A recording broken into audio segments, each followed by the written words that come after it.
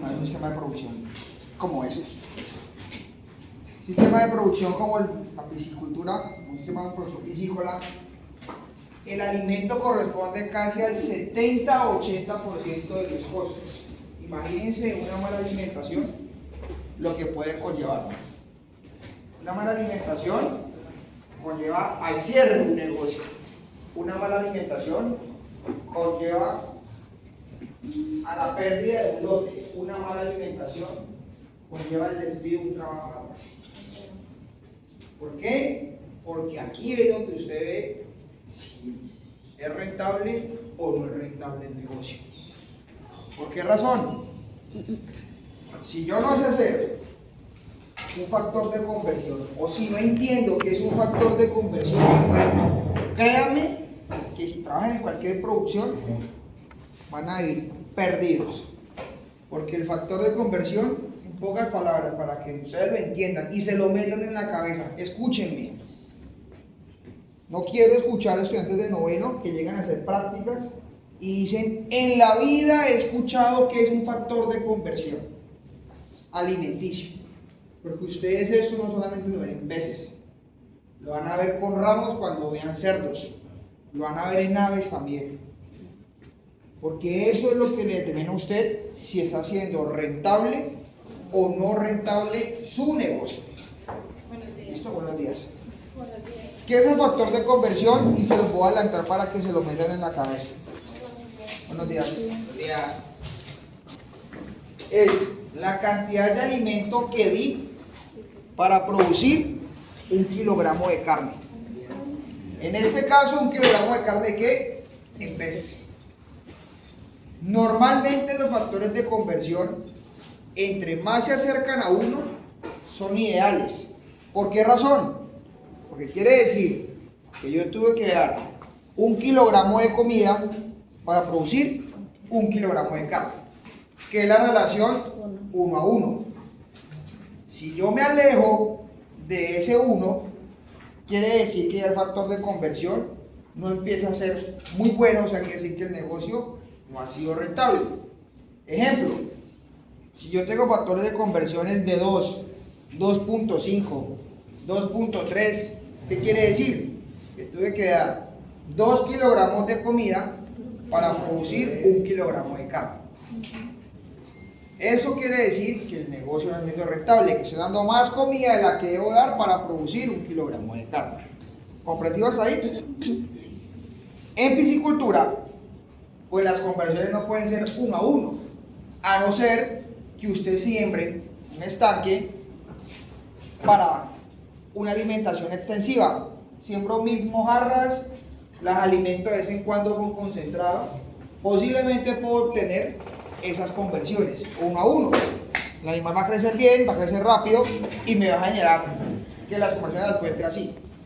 Pero cuando hay densidades tan altas como se manejan esos sistemas de producción, usted en una jaula encuentra 40.000, 50.000, 60.000 animales sembrados en un jaulón. A veces pueden sembrar hasta más, 70, 80, o en un estanque de tierra de 10.000 metros cuadrados siembran 30.000 animales.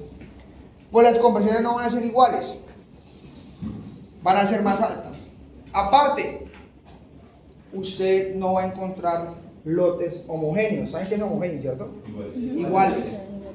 No va a haber animal que usted diga: todos los animales van a estar pesando 500 gramos. No. Porque siempre va a haber animal que es más voraz. Buenos días. Animal que es más dominante, ¿cierto? Y animal que va a crecer más que otro. Y ese animal que crece más que otro, pues no deja que el pequeño se alimente o crezca normal.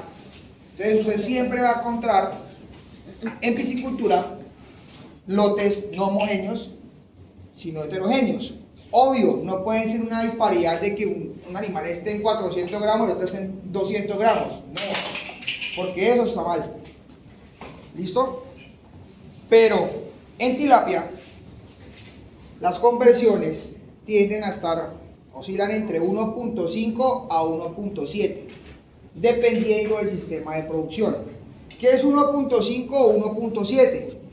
La cantidad de comida que yo tuve que dar para producir 1 kilogramo de carne. Pocas palabras, tuve que dar 1.7 kilogramos o 1.5 kilogramos de comida para producir 1 kilogramo de carne. Luego les digo, eso es fundamental que se aprenda en esa fórmula del factor de conversión.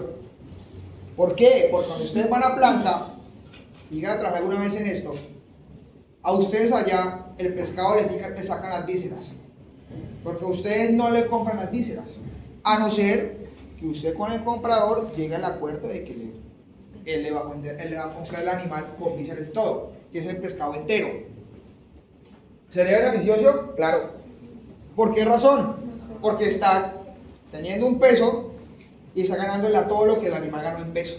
Entonces, la conversión probablemente en ese momento sí puede llegar a ser conversiones de 1.2, 1.3, que son buenísimas. Pero lastimosamente, en planta, para los pequeños y medianos productores, no le compran a uno el pescado con vísceras. Y a usted se lo clasifican después de que le sacan las vísceras. Y sobre ese peso, no sobre el peso bruto, sino sobre el peso neto, es que yo hago este factor de conversión. Y miro si hay rentabilidad o no hay rentabilidad en el negocio. Tú que trabajas en planta, ¿venden el pescado entero? Allá también las vísceras lo sacan con pescado entero? A ver. Cuando hacen eso, es cuando las conversiones son ideales, porque son bajitas. Todo le ganas, como el pollo, le van a ganar todo. En tilapia no. Entonces, por esa razón, una mala alimentación me puede llevar a pérdidas en el momento de sacar mi animal cuando está en planta. Y eso no es rentable. Y más para un pequeño o un mediano productor que están empezando. Entonces, apréndanse esa fórmula. O péntense en la cabeza que es un factor de conversión. Cuando veamos, les pongo la fórmula para que la tengan presente. Pero tengan en cuenta que es el factor de conversión. Y eso lo van a ver en cerdos, lo van a ver en aves. Porque es donde son producciones cortas y que usted mira rentabilidad. En ganadería, ustedes no van a ver eso. No. Porque no es una producción donde usted le mira el factor de conversión a una vaca de 1 año y medio para venderla para el gordo. No lo van a hacer. Pero en estas producciones sí. Buenos días. Porque es necesario para hacer si es rentabilidad o no es rentabilidad del negocio. Como le decía a sus compañeros, muchachos, la alimentación en esta producción corresponde casi al 80% de la plata. Una mala alimentación quiebra el negocio, lo quiebra. Entonces, pilas con eso. Vamos a empezar primero con esto, la clasificación según la preferencia alimenticia de cada especie. Entonces, carnívoros, preferencia alimenticia, proteína. ¿Qué especies entran ahí? La trucha, el tucunaré, el pirarucú y bagres. Su alimentación, y cuando vayamos a la práctica de truchas, se van a dar cuenta la diferencia de cómo se alimenta una tilapia, cómo se alimenta una trucha. Una trucha se alimenta con proteínas altas. Empieza con proteína 45 y termina en 40. ¿Por qué? Porque su dieta es alta en proteína y baja en carbohidratos. ¿Por qué creen? ¿Han visto una trucha? Sí. ¿Alguna vez han visto una trucha nadando? Sí. ¿Sí o no? ¿Cómo es el cuerpo de la trucha? Delgado y largo, ¿cierto? Sí. ¿Por qué razón? Porque la trucha caza. Entonces, si yo lleno a ese animal de carbohidratos y de lípidos, ¿qué va a hacer? Me va a morder. Y es un animal que necesita agilidad, ¿para qué? Para cazar. Entonces, por eso es que su alimentación se basa en proteína. Además, es carnívoro, completamente carnívoro. Entonces, los concentrados que vienen para trucha son concentrados que se manejan 45 y 40, no son menos. ¿Listo? No puede entrar la cachama. La cachama es omnívora, él come de todo. Entonces tiene otra clasificación. Pero también tiene hábitos carnívoros, tiene hábitos piscívoros, le gusta la fruta, le gusta comerse los cauchos de los aireadores, se electrocuta con los aireadores, porque todo lo mordisquea. Entonces es un animal, pero es omnívoro. ¿Listo? Estos sí son completamente carnívoros. Están las plantófagas o filtradoras. Ahí entra el ejemplo la tilapia. ¿Por qué plantófaga o filtradora, muchachos? Buenos días. Buenos días. La tilapia tiene una característica y es que ella se alimenta de lo que encuentra en el medio. La tilapia se alimenta del fitoplancton. ¿Fitoplancton qué es? Las algas, lo que le da el color a los estanques. Y esas algas producen unos animalitos pequeñitos, que ahorita creo que vamos a ver, plantófagos y filtradores. ¿Listo? O sea, son de las dos clasificaciones que tiene, plantófagos y filtradores. La tilapia, les comentaba que tiene la característica que se alimenta de las algas que hay en el medio. Esas algas que hay en el medio también producen unos microinvertebrados que se llama zooplancton. Ese zooplancton también es alimentación para la tilapia. Y son animales muy pequeños y su primera alimentación, más que todo, beneficia es a la larva y a la alevina. Pero la tilapia se alimenta de eso. Filtradores, ¿por qué? Que tienen la capacidad de coger esa materia orgánica, filtrarla ¿dónde? En la branquia y le sirve como alimento. Pero en un sistema de producción, y lo vamos a ver cuando veamos calidad de agua, si yo tengo un exceso de materia orgánica, también es malo. ¿Por qué razón? Porque esa materia orgánica se va a acumular en la branquia y en la branquia ¿qué ocurre? El intercambio. Y si se obstruye la branquia, buenos días, si se obstruye la branquia, pues el animal se va a morir, le da una hipoxia y se muere. Aparte también, un exceso de materia orgánica produce un tema de parasitismo y que también se puede alojar en la branquia y también puede generar mortalidades en este animal. ¿Listo? Entonces ténganlo presente. Filtradora o plantófaga se alimenta de plantas y filtra. Y ahí entra la tilapia. ¿Listo? Hay una característica también de la tilapia, muchachos, y es que la tilapia es caníbal. Ella se come el animal moribundo y cuando salen larvas, salen pequeñitos, la larva más grande se come la larva más pequeña. Entonces por eso es que la alimentación en tilapia tiene que empezar casi al segundo día de que el animal incursiona, porque si no empieza a haber canibalismo y eso es pérdida para un productor de larva que va a tener que producir alevina. ¿Listo? Entonces tenganlo presente. Detritívoras. Las detritívoras, muchachos, son las especies que viven en los fondos de los estanques. Escucha. Pero hay una característica. Hay un animal que es detritívoro y es como el cerdo de los peces. Y es el bocachico. El bocachico vive en el fondo de los estanques. ¿Qué función cumple el bocachico? Limpiar. Él se come el barro que está en el estanque. ¿Producido por qué? Por las heces de la tilapia, por la comida que la tilapia no se come, por los microorganismos o las plantas que se mueren dentro del estanque, todo eso va para el fondo. Y el bocachico se encarga de comerse eso. Por eso es que un sistema de producción, más que todos los medianos y pequeños productores lo usan, si tienen una gran cantidad de lagos, siembran tilapia con bocachico. ¿Por qué?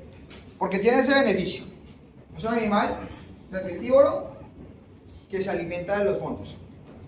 Y segundo, porque les comento que tenga varios lagos, porque el crecimiento del bocachico es muy lento.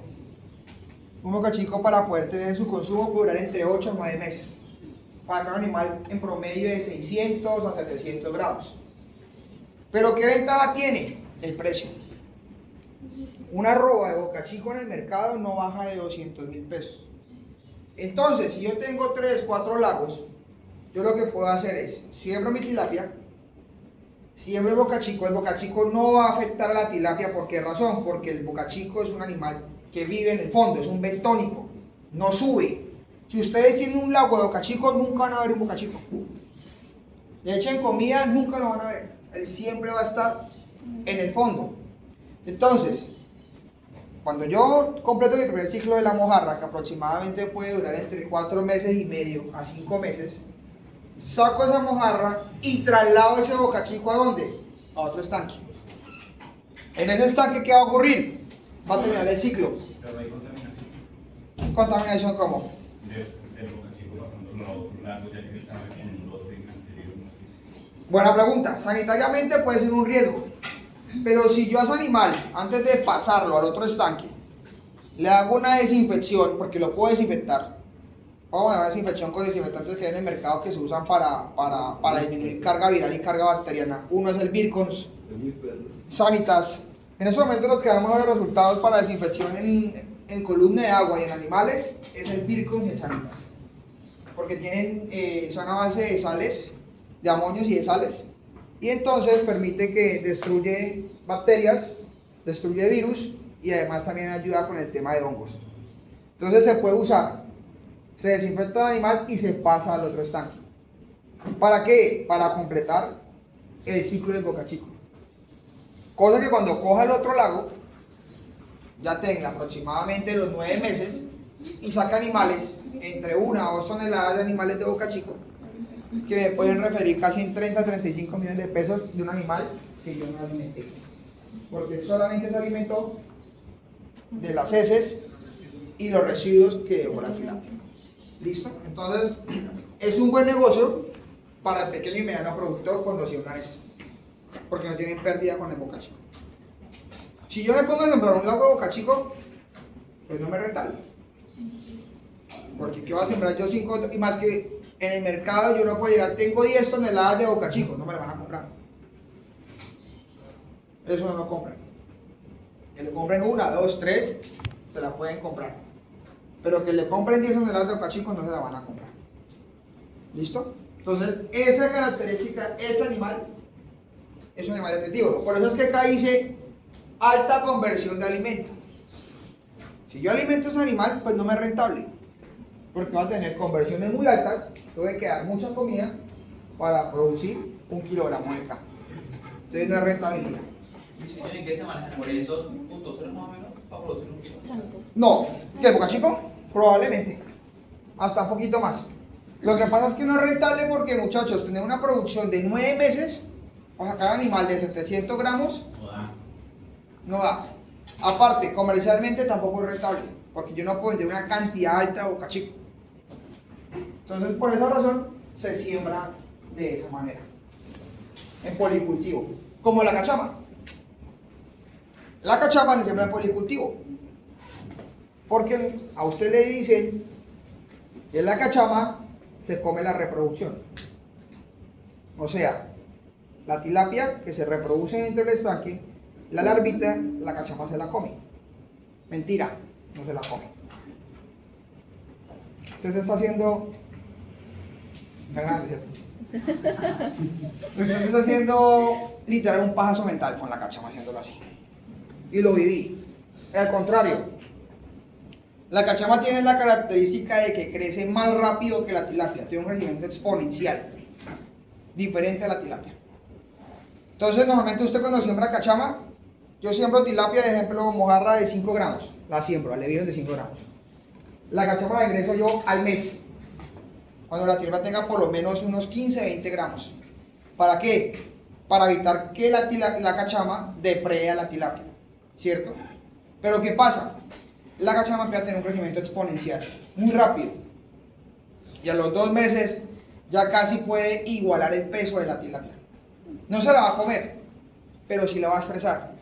¿Por qué? Porque la puya, la muerde. ¿Para qué? Para no dejarla comer y que solamente coma la cachama. Y ocurre cuando usted tiene lagos con tilapia y mojarra, con tilapia y cachama, alimenta y usted ve solamente la cachama, no ve la mojarra. Y es porque la mojarra está estresada. Y usted saca la mojarra en los muestreos y la encuentra picoteada, mordisqueada, perdón, sin cola, con lesiones de mordisco, y es porque la cachama se encarga de hacer eso. Pero si la echan a las 2, solo así no molestará, pero tampoco la comen. ¿Cómo así? A la misma vez siembran las dos. Han sido las 6 de la Pero sí, tú le vas es a la a misma decir, vez. Va a tener lo mismo y va a crecer igual, va a crecer más rápido la cachama. Y aparte que el precio de la cachama comparado con la mojarra es muy bajo. Normalmente una roba de cachama usted se la vende máximo, la puede vender máximo en 70.000 pesos. No más. Entonces no es negocio. Aquí en el Huila no es negocio. Y tampoco le van a comprar un volumen alto de cachama acá en el Huila, es complicado. De pronto en la costa, de pronto en Villavicencio, sí hay piscícolas que se dedican a producir solamente cachama. Pero en el Huila no. ¿Listo? Entonces para que lo tengan presente. Muchachos, ese es el tracto digestivo de una tilapia.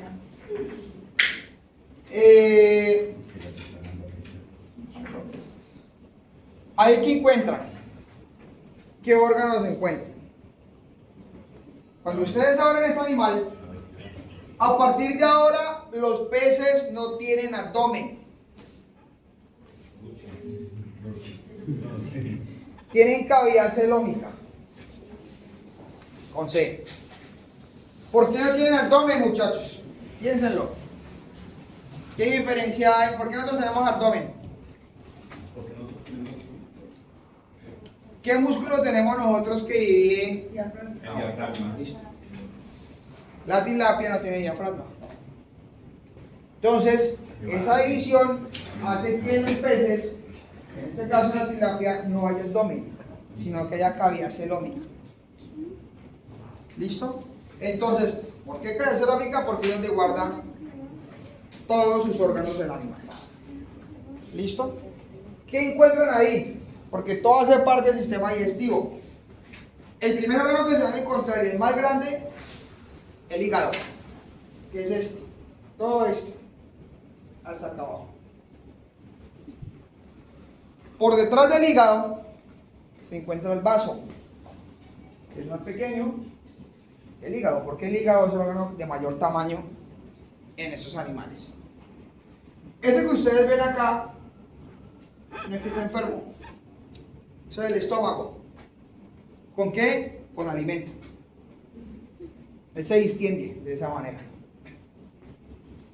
¿Qué característica tiene el sistema digestivo de la tilapia?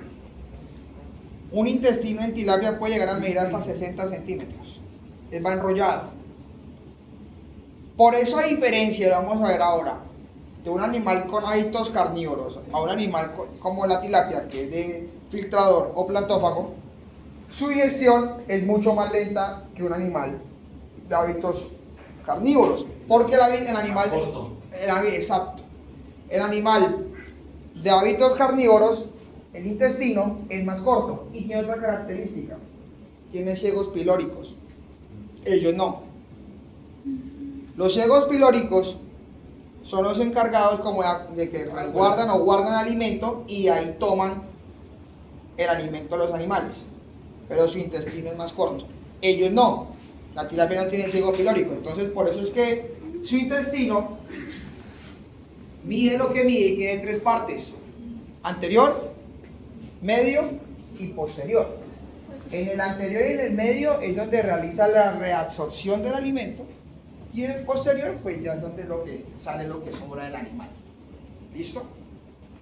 Por eso es que tiene tan largo el sistema digestivo, para poder reabsorber todos los nutrientes que le brinda en el alimento.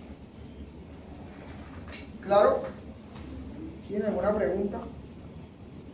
Pregunte para qué, porque yo sé que para ustedes esto es nuevo.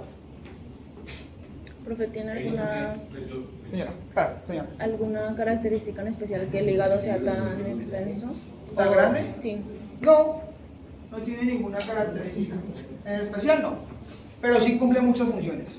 El hígado es donde secreta la bilis, porque ellos tienen algo acá abajo, no sé si alcanzan a verlo de atrás, esto, se llama vesícula biliar, y ahí se acumula la bilis, y esa bilis se va liberando a medida que el alimento va pasando por el tracto digestivo. ¿Para qué? Para la reabsorción del alimento. Si yo esta bilis la encuentro agrandada, para mí eso es un signo. ¿Qué creen ustedes que está ocurriendo? No está comiendo el animal. Y si el animal no está comiendo, es porque algo le está ocurriendo. Entonces eso es un signo o una señal de que el animal le está ocurriendo algo. Y lo más probable es cuando yo abro este animal, se van a dar cuenta cuando lo abramos, que el animal se abre por la parte ventral.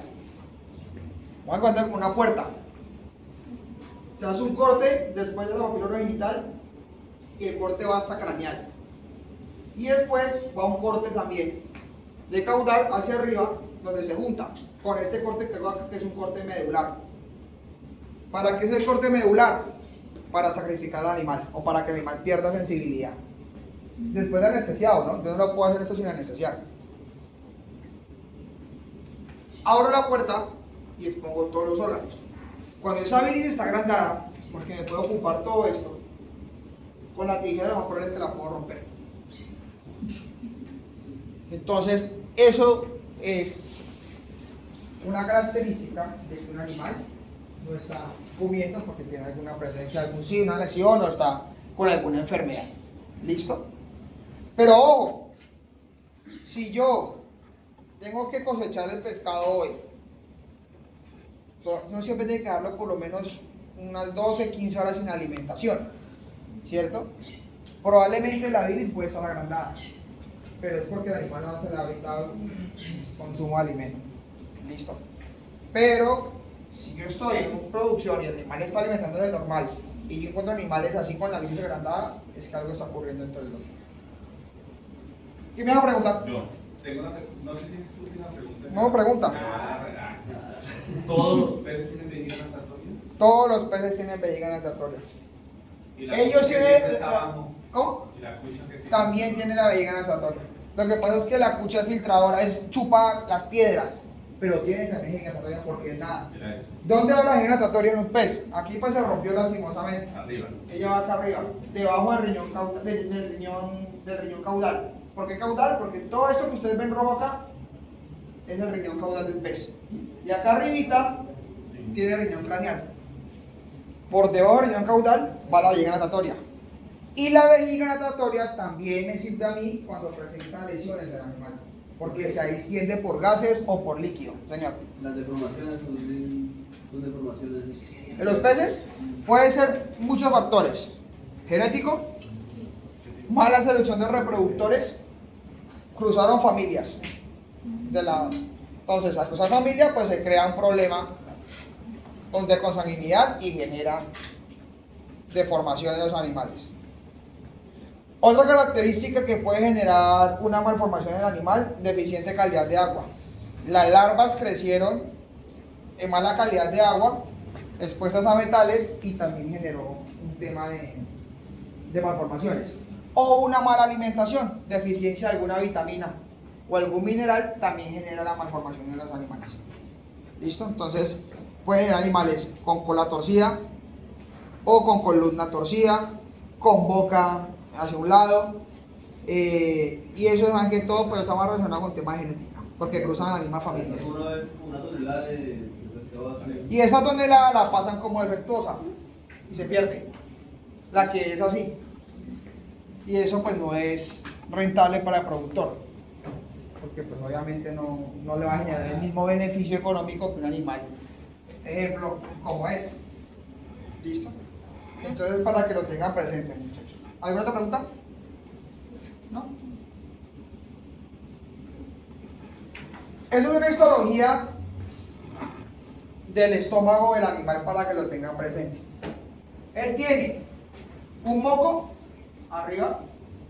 Ellos no tienen vellosidades. Los peces no tienen vellosidades. ¿Listo? Tienen pliegues. Y ellos señalan. Estómago, no, este es el estómago. Listo, este es el estómago. Acá le estamos dando el estómago al animal. Los peces no tienen vellosidades intestinales. Métanse eso en la cabeza. Tienen pliegues. ¿Qué son los pliegues, muchachos? Esto. Y esos pliegues a mí me sirven en histología para medir el tamaño del pliegue, porque dependiendo del tamaño del pliegue, yo también puedo mirar la cantidad de absorción que puede tener el animal de alimentos.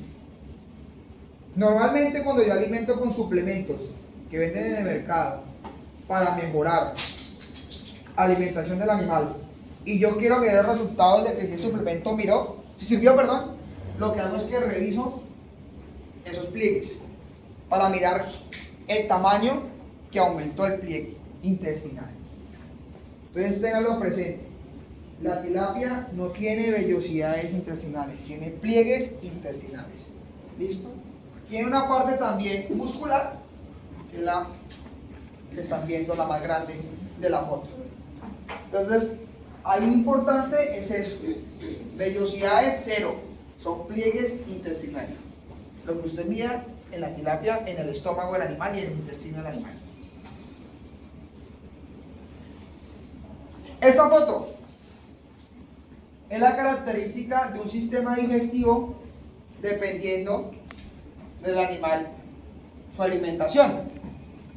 Como les decía, la trucha, su alimentación es carnívora, que tiene un estómago más grande, un intestino corto, con características que tiene que ciegos pilóricos, porque ahí guarda alimento que le sirve para reabsorberlo después para el tema de la alimentación del animal.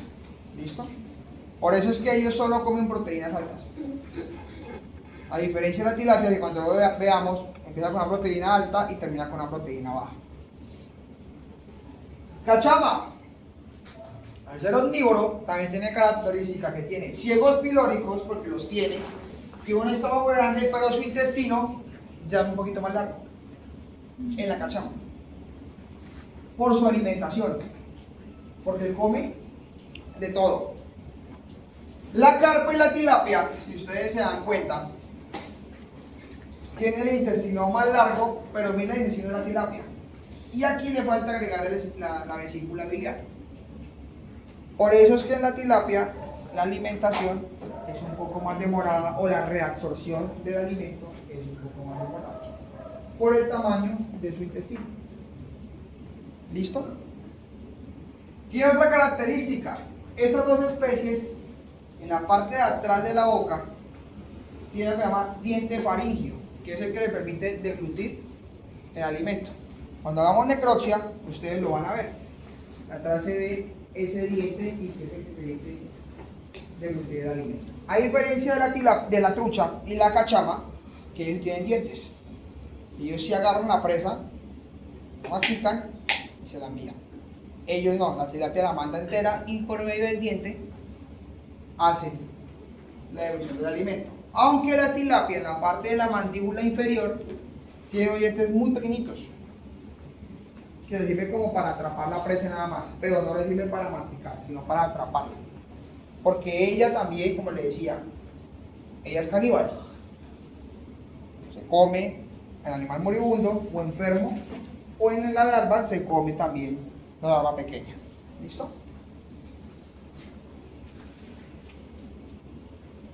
Este es el famoso zooplancton. Esta especie se produce en los estanques cuando hay producción de fitoplancton. Es la primera alimentación de la larva. Ellos tienen un nombre, cada uno. Busquen copépodo y díganme de copépodo cuál imagen es. Ahí. Izquierdo. Este. Sí. Ok. Ese animal es el copépodo. ¿Qué característica tiene? ¿Qué característica tiene, muchachos? Que tiene como dos antenitas. Esa es la característica que tiene el copépodo. Ustedes lo ven así al microscopio. ¿Listo? Busquen ahora rotífero.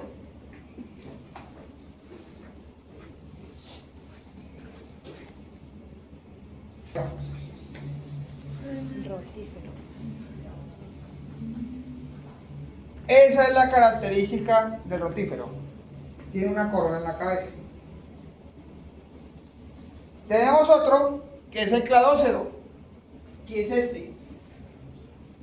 Se parece a una cucaracha. cladócero. Parece una cucaracha.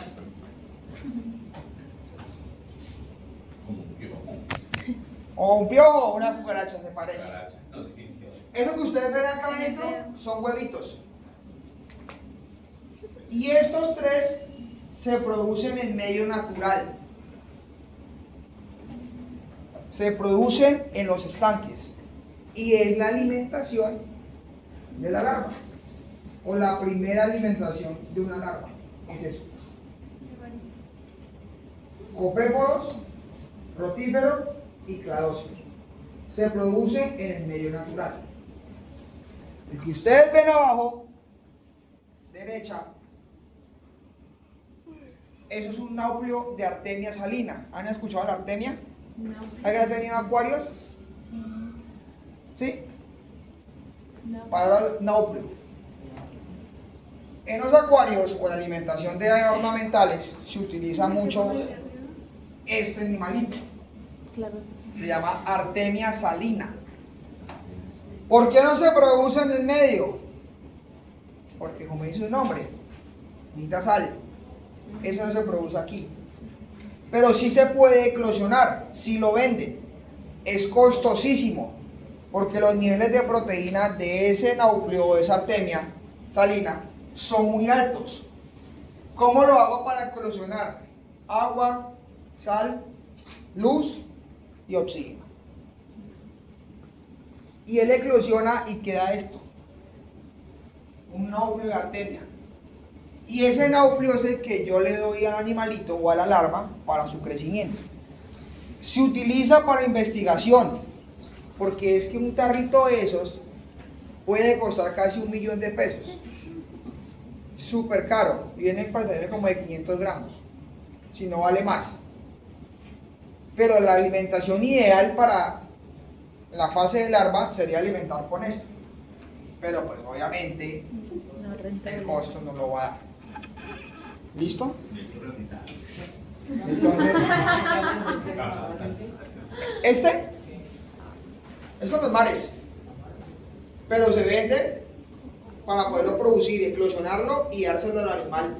Yo cuando trabajé en la... Medio sodio, con sodio. Porque la hecho agua dulce. En la bolsa no sale, porque necesita sal para poder eclosionar. No tanto un estanque, incubadoras. Normalmente nosotros lo manejábamos en la estación de la USCO, teníamos incubadoras. Y era 1 litro de agua, le poníamos la Artemia, le echábamos 500 gramos de sal, oxígeno y luz. Una luz así que le penetrara la incubadora. Y a las 12 horas ya empezaba el nacimiento de los náuplios. Y esos náuplios los cogíamos, los contábamos y le dábamos alimentación al capaz. ¿Es el mismo dragón? No, escuchaba como dragón. TikTok. Entonces, y lo utilizábamos la alimentación para capaz. Y el crecimiento, hicimos un ensayo donde alimentábamos animales con zooplancton, otros con concentrado y otros con náuplios, y el mayor crecimiento lo dio con esto. Es mejor que vimos concentrado, imagínense. Entonces, pero el costo pues obviamente es mucho mayor. Entonces no es rentable para un negocio. Eso que ustedes ven aquí es una alimentación complementaria, muchachos. ¿Qué es complementaria? No quito el alimento, pero sí me puede ayudar para el crecimiento del animal, como un suplemento. ¿Qué mata César? El bore. Más conocida como radio. El bore es altamente proteico y a la tilapia es palatable. ¿Cómo lo dan? ¿Cómo se imagina que lo den para que se lo consuma el animal? De más que picado. No, tampoco. Ninguna, entero. Wow. ¿Qué característica tiene esta hoja? Es grande. Pesa. Entonces normalmente lo que hacen es que alrededor de los diques la siembran. Y como ya crece, la cae la hoja. Y cuando cae, la tilapia con los dientes que tiene en la mandíbula pequeños empieza a agarrar. Y la idea es que ella se coma toda la hoja y queda solamente el taquito. O parte de la hoja. Queda esto nada más. Esto se lo come. Y eso es un suplemento en la alimentación del animal. No es que si yo le doy el bore, entonces voy a quitar el concentrado. No. Igualmente esto lo maneja más que todo en pisciculturas extensivas. ¿Saben qué es extensivo, intensivo y semi-intensivo, cierto? Sí. ¿Qué es extensivo? No. Grandota no. Los lagos de tierra, ¿no? Tampoco. Lo- ¿Qué es un sistema de producción extensivo? No solo en tilapia ni en... ¿qué es un pro- Mayor producción. Es que no, es como Eso nos dijo Henry. cuando se ¿Quién? utiliza alimentación también, ay, o sea que no solamente se da base Como dos concentrada, pescadillas. es como lo más bajo, lo mínimo. Una producción extensiva es donde no hay nada de tecnología, Exacto. no hay alimentación, La base. no La hay un base. registro, no hay nada. Me engañó. El animal usted lo tira y vuelve a los meses o a los años, pero no hay ni un cuidado del animal. Eso es extensivo. O sea, pero se deja. No, eso es intensivo. Entonces, Semi-intensivo es un sistema de producción donde ya hay un poquito de tecnología, donde ya hay una alimentación, pero todavía el animal vive como quiere. O no hay registros, no hay nada. Intensivo ya sí es cuando la producción toda se basa en alimentación, concentrado, hay registros, hay tecnología. ¿Qué otra cosa cree que puede ser intensivo? Hay procesos. Y súper intensivo es cuando ya las densidades, en este caso la tilapia, cuando las densidades de carga de siembra se superan. Pero extensivo es cuando no hay ningún tipo de tecnología y los animales. Yo tengo, digamos, una producción extensiva, puede que tenga un lago de 500 metros cuadrados y siembro ahí 1000 mojarras. Y vuelvo a los 8 meses y no le manejo alimentación, no llevo nada, como para el consumo de la casa. Eso es un extensivo. ¿Listo? Entonces tenganlo presente. Más que todo eso se maneja en esos sistemas de producción extensiva, donde yo llego y siembro el bore como para ayudar al alimento, pero yo no alimento con concentrado ni nada, sino que el animal coma lo que encuentre y le pongo esto porque tenía las matas de bore. ¿Listo? Pero nada más. Y ya aquí empieza la alimentación basada en la proteína que requiere el animal según el rango en el que se encuentra de peso. Importante, muchachos. Yo pongo un ejemplo en la casa de Italcol, porque Italcol a uno le permite, viene con un manual del porcentaje de inclusión, dependiendo la fase etaria que es el animal y qué proteína manejar. Pero cada quien ajusta esto según las necesidades de su finca y según las necesidades de qué, de su bolsillo. Si usted tiene para darle más 38, que es un levante, y según su bolsillo lo puede hacer, hágalo. ¿Listo? Pero esto es algo que usted lo acopla según a su bolsillo y al sistema de producción que esté manejando. Eso es sacado de la FAO, esa tablita. Entonces, según la FAO dice que animales larvas de 0 hasta 0.5 gramos se deben alimentar con proteínas del 40 al 45%. ¿Por qué? Porque están en crecimiento. La proteína entre más alta es, quiere decir que el animal está en formación o en crecimiento. La proteína entre más baja es, el animal está, ya creció y ya no importa que se coja qué, peso. ¿Listo? Animales de entre 0.5 a 10 gramos, una alimentación entre 40 al 35% de proteína. De 10 a 30, entre 30 y 35, de 3 a 30 a 250, entre 30 y 35, y de 250, del 25 al 30%. Vuelvo y le digo, esto lo pone la FAO. Pero si yo alimento un animal de 250 a 30%, ¿será que me es rentable? No me es rentable dependiendo de qué, de mi sistema de producción y dependiendo de qué, de mi bolsillo. ¿Por qué? Porque eso es un mercado. ¿Señora? Claro. La proteína más alta es más costosa que la proteína más barata. En ese momento es un bulto de concentrado de proteína 24, que es la más barata, que es, bueno, ya también Interro maneja 22. Pero la 24 está a 96.000 pesos. Y la más cara está como en 140, 150.000 pesos.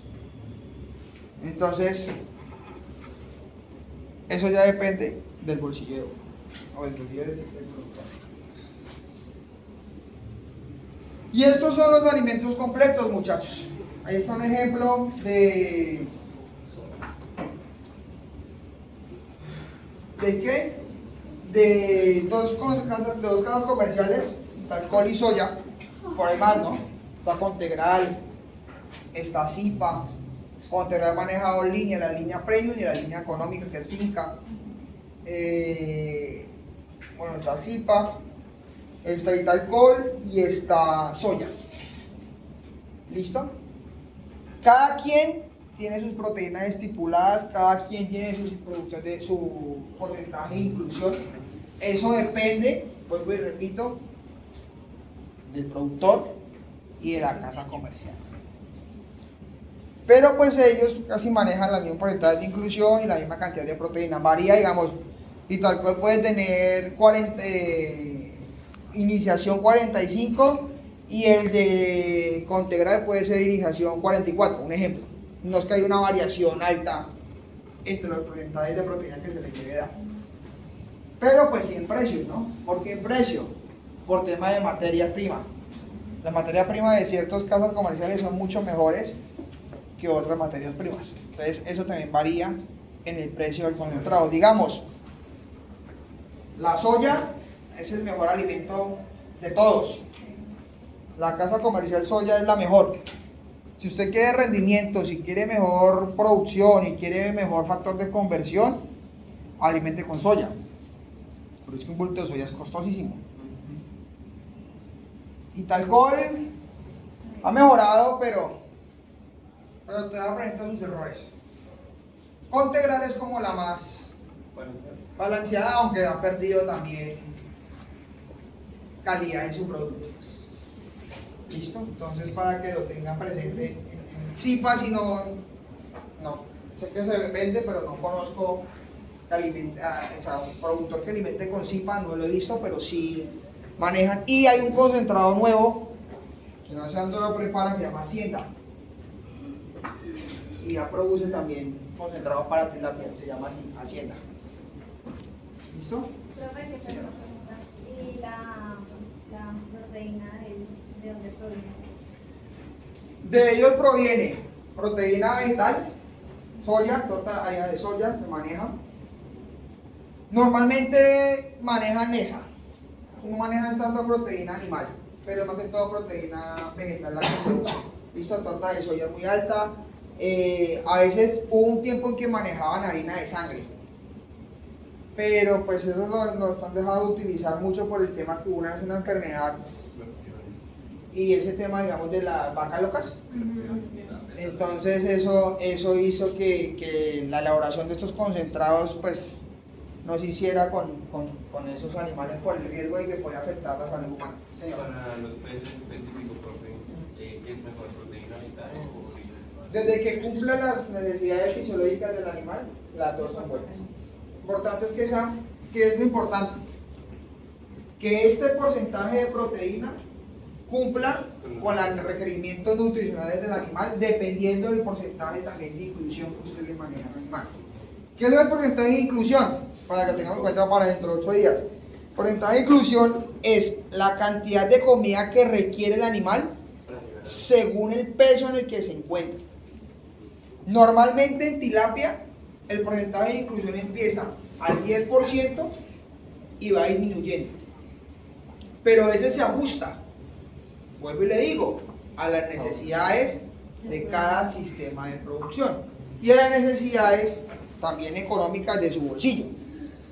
Entonces, por esa razón es que en tilapia eso se va ajustando, pero se empieza desde el 10% terminando en 1.5 o 2% en la fase de engorde.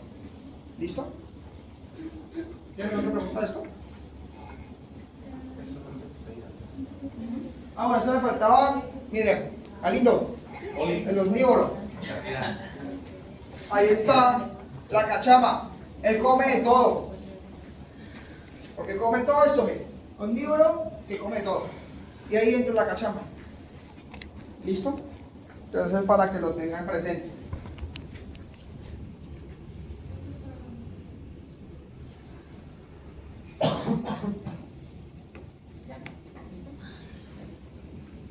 Entonces para terminar, quiero que eso lo tengan en cuenta, muchachos. Los aspectos importantes sobre el alimento. El alimento representa entre el 50 y el 60%. Mentira, representa más. Pero puede representar hasta el 80% un sistema de producción en costos. Porque esto, si lo hacen mal, chao papá. Si su merced como estaba hablando como del sistema digestivo y eso, Sí. y tengo, digamos, que se siembra, ¿no? Sí, un lote de 1000. Y se me empiezan a morir, inmediatamente digo, si se me muere, digamos, el 10%, inmediatamente tengo que sacarlos todos por otro lado. No. Tengo que tratar el agua y... Ahí los No, puedo dejar. eso no se puede tratar. Un sistema de producción no se lo puede tratar ahí mismo. La idea es que eso no ocurra. Que que si tiene 1000 animales y le mueren el 10%, no se le muera. Que haya una mortalidad normal, sí, porque un animal se puede morir porque es más pequeño, porque sufrió un bajón de oxígeno del estanque y era el más débil y murió, porque el animal que estaba menos desarrollado y su sistema inmune no estaba desarrollado y lo afectó, es normal. O que lo hayan hecho una depredación, un animal lo cogió y no lo pudo coger, lo dejó herido y el animal se murió. Cuando se presenta mortalidad es antes de un sistema de producción. Hay dos soluciones. Si el animal está por salir, sáquelo. Porque ya no es rentable tratarlo. Económicamente no es tratable. Pero si un animal que usted siembra un jaulón de 80.000 animales y presenta una mortalidad de 10.000 por manejo, por eso usted le puede hacer un tratamiento del animal. Pero primero tiene que saber la causa. Nunca traten sin saber qué es. Porque lastimosamente por eso se genera el tema de las resistencias bacterianas. Porque lo primero que hacen es, no saben qué es porque puede ser se murió el animal de ayer para hoy. No, es que la mató una bacteria. Pero qué tal que en el transporte que se hizo, en la siembra, los oxígenos del animal venían bajos y el animal murió por una hipoxia. Entonces, ¿para qué lo trataba con antibióticos si el animal lo que estaba era hipóxico? Entonces, siempre saber el motivo de la causa, ¿no? No es trato por tratar y hecho antibiótico por echar como normalmente lo solucionan, que todo es óxido. ¿Listo? En tilapia sí se puede hacer el tratamiento, pero no hay necesidad de eso. Sí se hace manejos en el agua, y eso lo vamos a ver cuando veamos temas de enfermedades, que se puede hacer, pero en esto no. ¿Listo? Un programa inadecuado de alimentación disminuye la rentabilidad del negocio. Por eso es que es importante hacer muestreos, cuadrar dietas. Porque si yo cuadro eso, yo puedo llevar una continuidad y puedo mirar si voy bien o si voy mal en la alimentación. Si voy quedado o voy más arriba. Porque también habita un sobrecrecimiento de un lote. Me puede decir que la cantidad de animales que tengo sembrados ahí no son los que yo pienso. Si yo siembro 50.000 y resulta que esos 50.000 tienen que salen 15 gramos, pero resulta que salen 40 gramos, ¿ustedes creen que es que está comiendo mucho o que está creciendo bien? Yo creo que es que ahí no hay la cantidad de animales que hay. Y tengo que empezar a ajustar la dieta para mirar, según lo que están comiendo, cuántos animales probablemente sí tengo ahí sembrados. Y eso es un cuello de botella para un sistema de producción de engorde. Porque usted no los puede contar. Entonces, todo va ajustado ¿a qué? A las tablas de alimentación. Para que haya como un ajuste y no haya unas pérdidas significativas de dinero. ¿Listo? Una producción semi-intensiva e intensiva depende directamente del alimento, semi-intensiva e intensiva, no extensiva. Depende del alimento. El manejo de las cantidades y los tipos de alimentos suministrados deben ser controlados y evaluados periódicamente para evitar los costos excesivos, lo que les decía ahorita. Y esto es importante. El sabor del animal depende de la alimentación suministrada. No quiere decir que si le mejor el concentrado me va a cambiar el sabor de la mojarra. No. ¿A qué se refiere esto, muchachos? Cuando yo hay una sobrealimentación y boto alimento, ¿para dónde se va el alimento? Para el futuro. Al fondo. Entonces el agua empieza a tener problemas de ¿qué? Exceso de materia orgánica. Y eso, a mí lo que me hace es que se me dañe el agua. Y al dañarse el agua, el animal coge el famoso sabor ¿a qué? A barro. Entonces ustedes se comen una tilapia de un río, se comen una tilapia, un sistema de producción, la del río la sabe ¿a qué? A barro. ¿Por qué? ¿Dónde está sembrada? ¿O dónde la atraparon? De Magdalena. ¿Y cómo está Magdalena? Como que un sistema de producción de estanque de tierra, ¿cierto? Está más controlado el estanque, está más controlado la calidad del agua, entonces el sabor cambia. Es como el color. Si ustedes miran el color de una mojarra en el embalse, es mucho más pálido que una mojarra sembrada en un estanque de tierra. ¿Por qué? Porque el color también está determinado dependiendo de la calidad del agua. Y la calidad del agua del embalse, pues en estos momentos ya está sobresaturada. Antes se puede sembrar y se ha logrado controlar, pero ya está a su límite. Y por eso es mucho más pálido una mojarra en el embalse que una mojarra en un estanque de tierra. ¿Listo? Señor. Que se sedimenta el alimento abajo, ¿no también hace proliferación de bacterias? Todo eso. Cuando se sedimenta el alimento, eso va creando fondos. ¿Qué son los fondos? Los lodos. Y esos lodos generan amonios, generan nitritos, que son tóxicos en la tilapia. En la tilapia lo que es tóxico es el amonio y el nitrito. Cuando ese amonio y cuando ese nitrito se disuelve, el animal se intoxica. Cuando ese amonio y ese nitrito se sube, el animal se vuelve propenso a presencia de enfermedades. Pero todo va relacionado con todo. Bueno, se metieron con un tema de calidad de agua, pero bueno. pH, en la tilapia, en la producción piscícola se manejan factores físicos y químicos. Físicos los que puedo ver, químicos los que tienen una reacción para que ocurra. ¿Cuáles son los químicos? pHs, amonios, nitritos, nitratos. ¿Claro? Físicos, temperatura, color, la famosa la turbidez, son los físicos. ¿Listo? Ah, y me falta un químico importantísimo, el oxígeno. Porque sin oxígeno no pueden vivir los animales. ¿Listo? Entonces, si yo tengo los oxígenos bajos, vamos a ver más adelante, tengo los amonios altos, tengo el pH bajo o ácido o lo tengo muy alcalino, lo más probable es que este animal se me va a morir. Porque puede presentar una intoxicación o un estrés que puede conllevar que las bacterias están en el medio, porque es que las bacterias están en el medio, ¿cierto? Se empiecen a proliferar y después la triada empieza a funcionar. Entonces, mala calidad de agua, presencia de la gente, presencia de los hospederos, generan enfermedad y conocen problemas. ¿Listo? Pero eso todo va relacionado, porque yo puedo tener amonios altos, pero un pH neutro y el animal puede estar cumpliendo perfectamente. ¿Por qué? Porque el pH va ligado al amonio. Entonces, a depender de entender si este está elevado, por qué este está elevado y este no, y el animal está comiendo. O porque este está elevado y este está elevado y el animal no va a morir, no se está muriendo. Entonces, eso es lo que vamos a comprender cuando hagamos temas de calidad de agua. ¿Listo?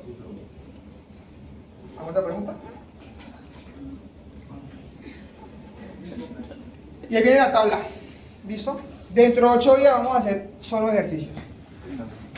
Vamos a hablar de la tabla de la dieta, factor de conversión, y les voy a dar una fórmula para sacar un concentrado estipulado de cuánto alimento tengo que dar en un sistema de producción dependiendo de los animales que voy a sembrar y dependiendo el peso de los animales como este. No podemos hablar de los factores de conversión. ¿Señor? No, porque eso tiene que ver.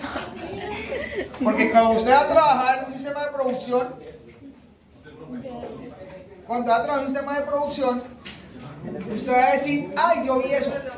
¿Listo? Y me va a ocurrir lo que ocurrió con los compañeros suyos, que nunca lo han visto.